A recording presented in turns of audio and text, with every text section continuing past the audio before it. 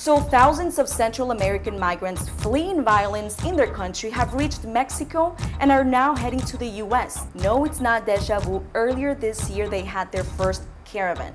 Federal police was sent to the Mexico-Guatemala border, and now President Trump threatened Mexico.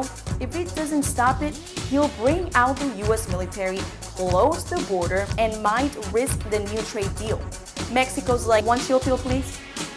And is now forcing them to either show a passport and visa or apply for refugee status. Earlier this week, Trump warned Honduras, Guatemala, and El Salvador that if they don't stop the caravan, they could lose US aid.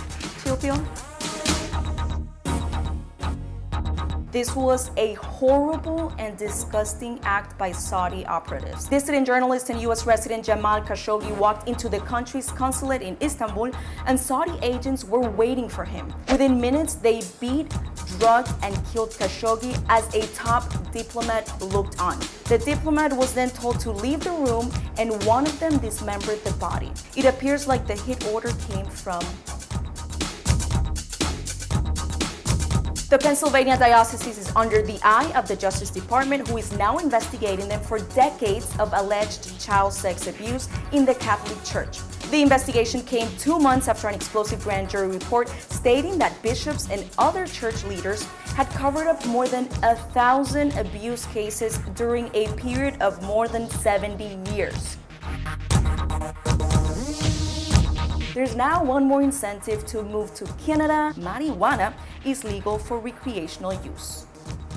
And the lines outside the stores were off the charts.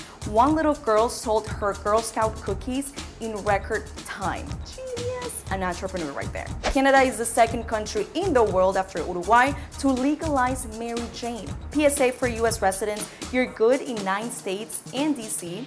30 say it's okay for medical marijuana. Remember, it is still illegal at the federal level.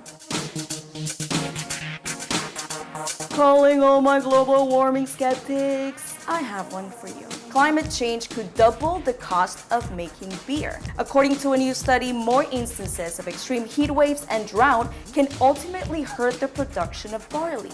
According to the researchers, the study was done to drive home the everyday effects of global warming. And what's better than beer?